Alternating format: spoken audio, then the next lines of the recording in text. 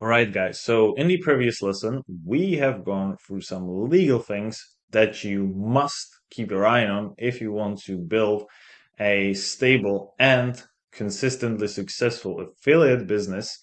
And the next thing we are going to cover is how to actually scale it. Once you build the foundation, once everything's running, once you're legal, once people trust you, once you have sales, how to actually scale it so that you make much more in a single day than if you were being able to make in a month, right? So let's just get into it because scaling your efforts I honestly think this is why people begin with affiliate marketing in first place, right?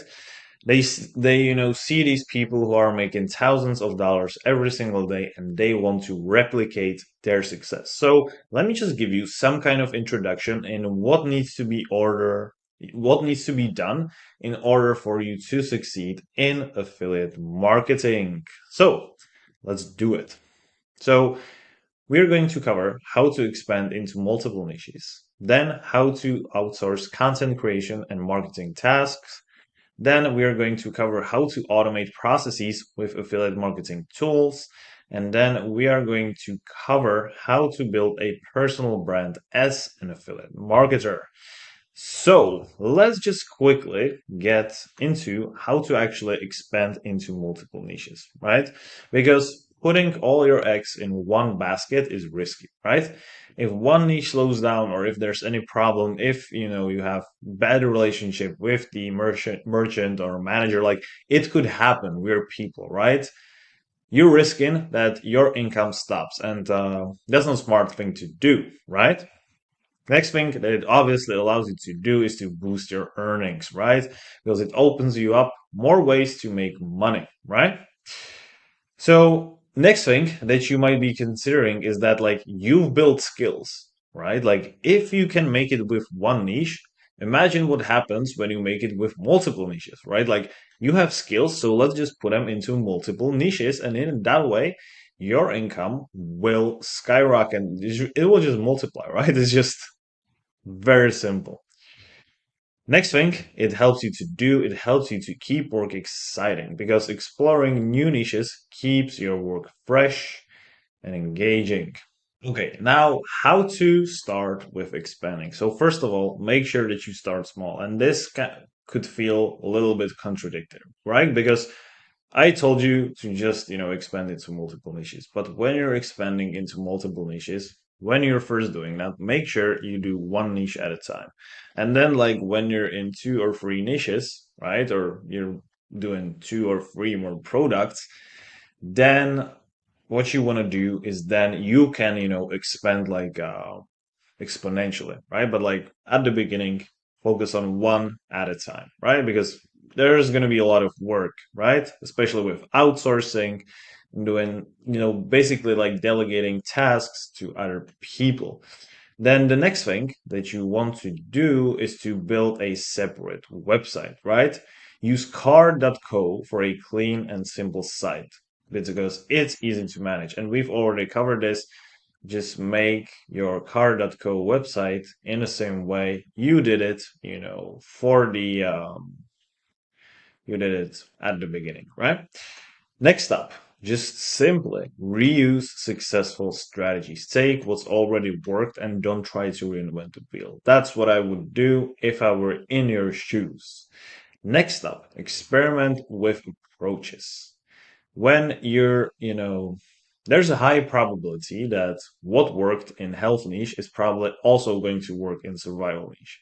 However, there are going to be some small nuances that need to be changed, such as add text, add creatives, add videos, but like the format and the strategy and the thinking behind it will be the same. You just like every single niche has its own nuances and you have to discover them. And the only way you're going to discover them is by actually being in that niche, right? And last but not least, make sure you always monitor results. Fundamentals first. All right. Now, the next thing that you should do is to build authority in a niche. And how do you do that? you do it by digging deep down into the topic.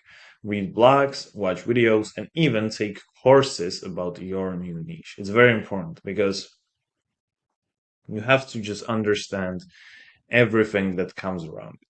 Don't if you're running ads or if you're running promotion, never assume, like never. Data is what will be guiding your decisions, right? That's how it always should be.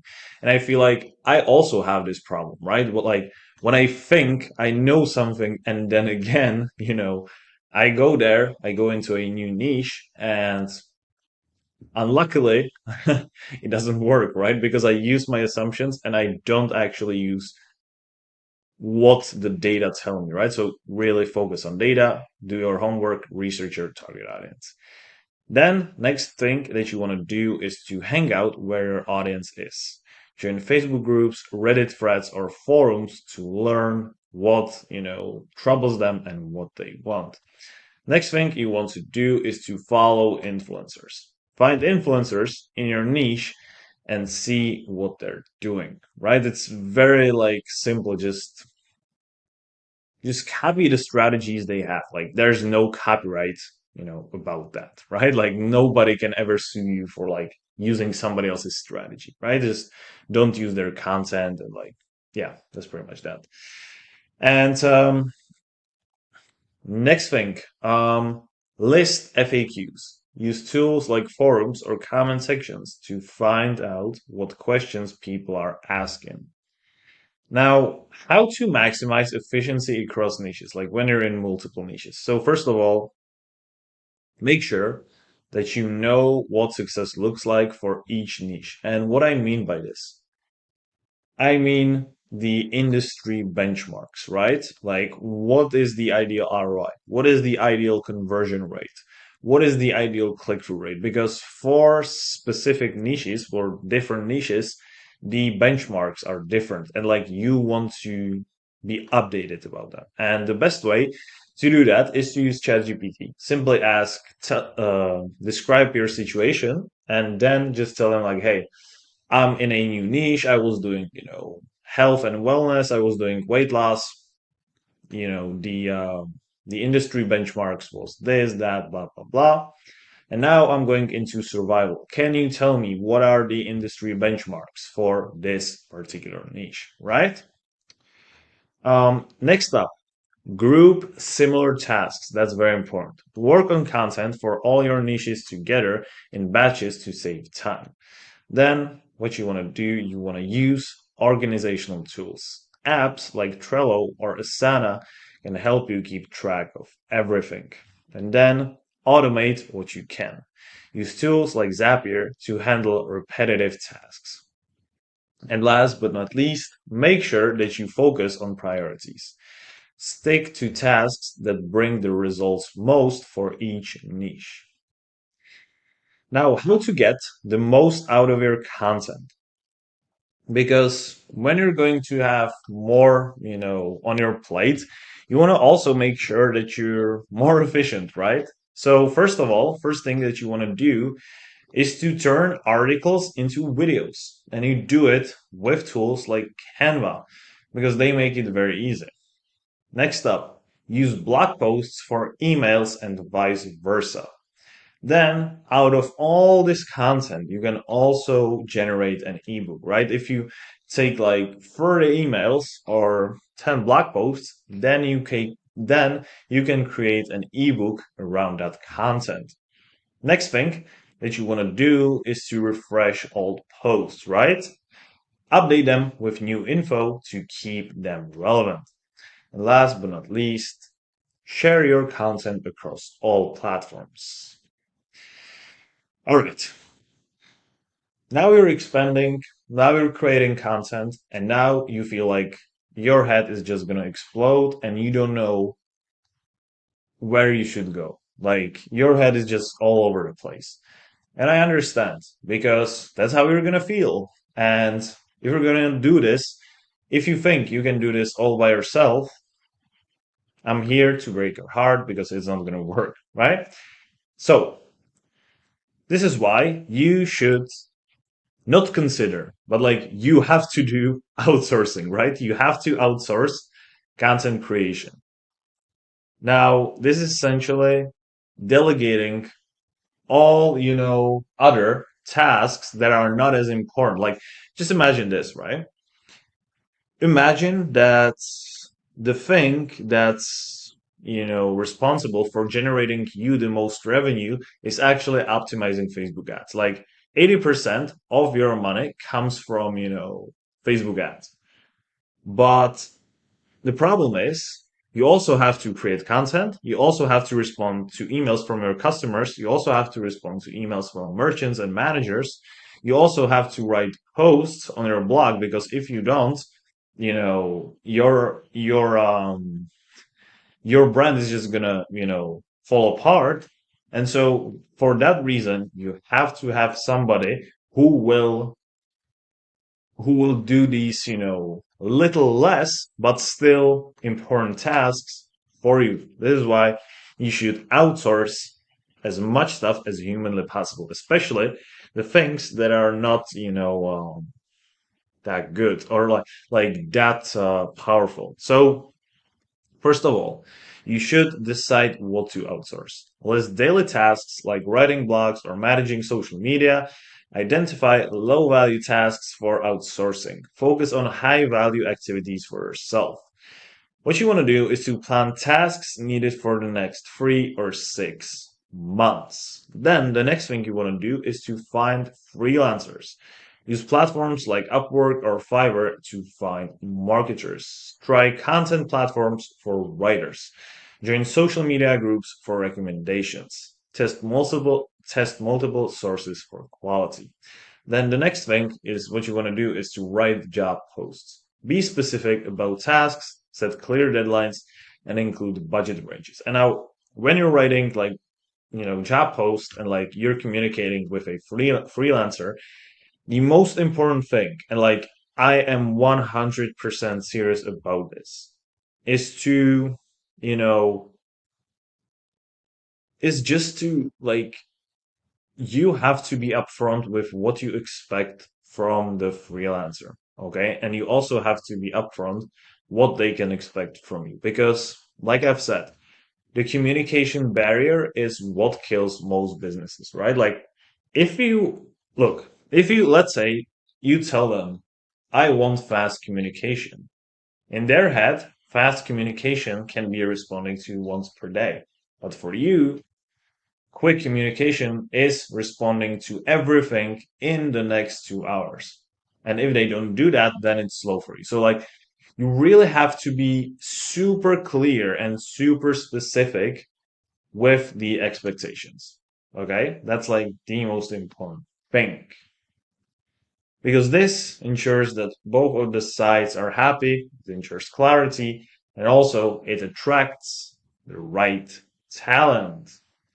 Now, the next thing, screen freelancers. Review portfolios to match your style. Test with small projects to, test their skills. Ask questions about their processes. Check communication skills and look for reviews on platforms. Very simple, very effective.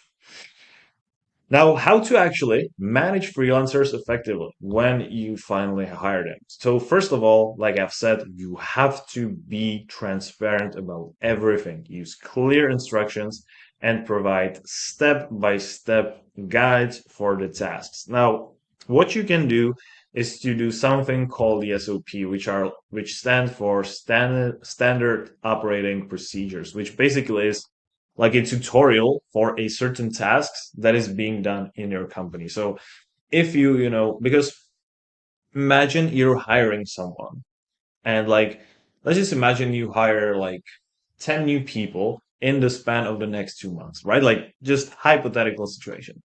And if you don't have the SOP, right? You have to tell every single one of them manually, like, hey, this is what you have to do. This is what you have to do. Then if they don't know, they ask you back. It's like a waste of time. However, if you record a simple Loom video with telling them like, hey, this is for people who are doing the email support. So here is how you do it. You click here and to log into, Gmail. The login is on this link. Click right here. It's in the document below. Then what you do, you click on the email and then you click on the second document that's linked below. And here are all the templates for responses for the emails. You simply copy and paste them. If somebody asks for refund, you message me. And that's the standard operating procedure, right? If you lay it out clear like that for every single position in your company, obviously they're going to ask you. You're going to have some problems. Like we're all humans, but it's going to be way easier. So, yes. And that's pretty much that, right? And this is also how we build relationships. Now, setting a budget for outsourcing. This is very important. First of all, you have to set it and begin with a budget you can afford, right? Like 100 to 200 bucks per month. Next up, prioritize tasks. Spend your time on things that directly grow your income, like better content or email campaigns. This is what I told you at the beginning. Next up, negotiate rates, because many freelancers offer discounts for long-term clients. Then the next thing you want to do is to track ROI. Make sure the money spent on freelancers leads to higher profits. And the next thing, plan for growth. As your income increases, gradually increase your outsourcing budget, right? Like if you investing $200 generates you additional 1,000, then think of investing 400 to generate additional 2,000. If there's correlation between these, absolutely freaking amazing, and you should definitely do that. Okay, now yes, how to quality control the outsourced work. That's gonna be a big challenge, especially at the beginning, because you don't know what to expect from these people. And if you have some quality standards, then you obviously want to make sure that the content is great, right? Now, the way you do it is very simple, right? So what you want to do is you want to basically, let me think about it this way, right? You want to make sure that, first of all, when you hire someone, you want to make sure that like their, portfolio is like second to none, right? Like if their portfolio is like, like meh, I don't know, I wouldn't do that. Like you want someone who's already skilled, right? Unless you have time to coach them. Like if you don't, like you have to hire someone who can do their job great, right? Next thing you want to do is then to create checklists. So if you create checklists, right? If, for example, you hire an email copywriter and you tell them like, hey, hire check the headline if it has these elements, that element, that element. Then check the body of the copy if it's personalized, to the audience according to this document that I will give you. Like if you create checklists, then you can avoid unnecessary feedback and frustration from yourself, right? And then there's also higher opportunity that they will deliver a good job. And if they don't, simply tell them like, hey, I can clearly see you didn't, use the checklist. Like, use it or I will fire you, right? Like, you have to be upfront. And if you systemize everything, it's going to work great. All right. Next up, review work in full detail. Don't just skim, especially at the beginning. Read the full content to ensure it's up to your standards. And like after 3 months, 6 months, if you can see that like people are happy, that you are happy, then you can kind of like get away from that a little bit, right? Next thing, use tools.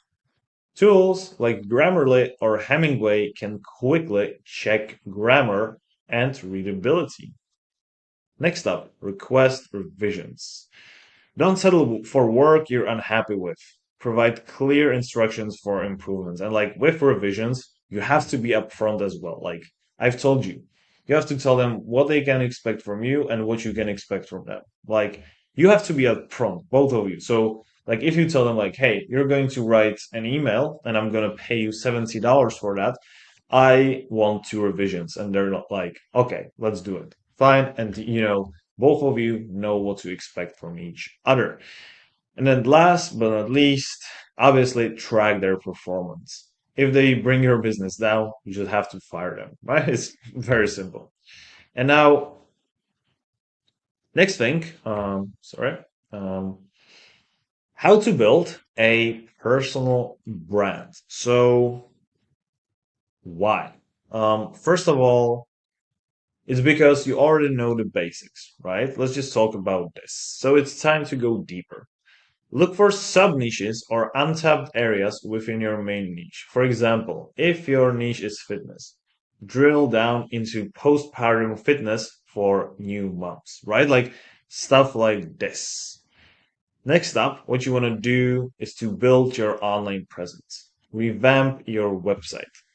If you've been using a basic website, which we've covered, then consider adding advanced features like lead magnets, pop-ups, or block section or multiple sections or about us section for optimize for SEO. Next up, develop trustworthy and valuable content.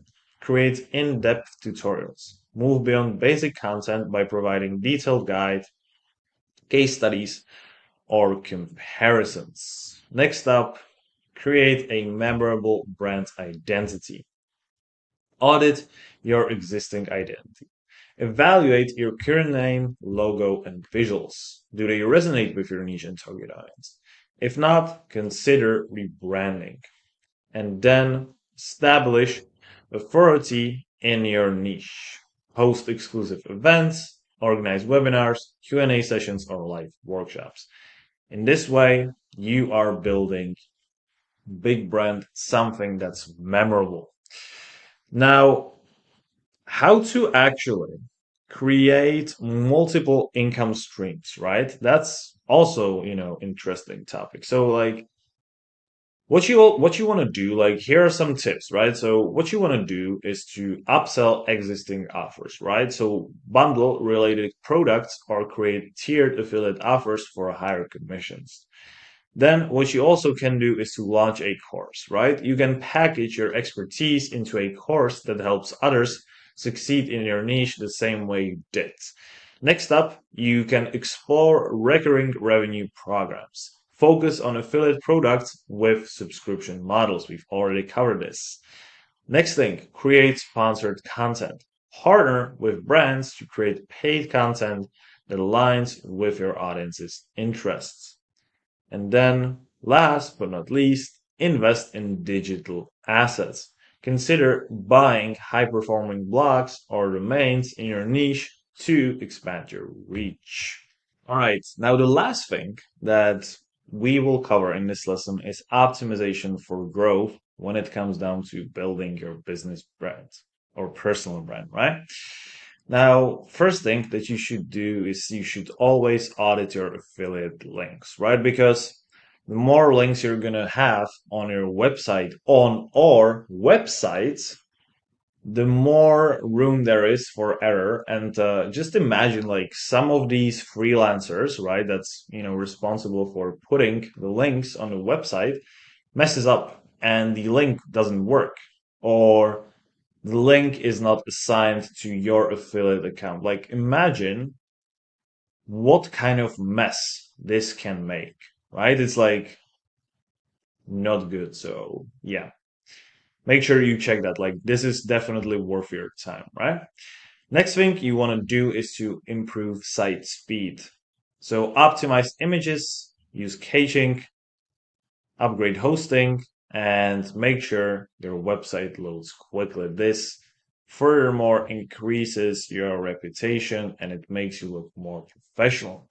Then the thing that you should always do is to split task campaigns to see what drives the most engagement. And if I'm being completely honest with you, you should be the person that's responsible for the advertising. Like, because advertising is going to get you in front of people, and if your content and if your selling is good, if your strategy is good, then you are going to make money. This is why advertising is just the most important thing of the business, probably, right?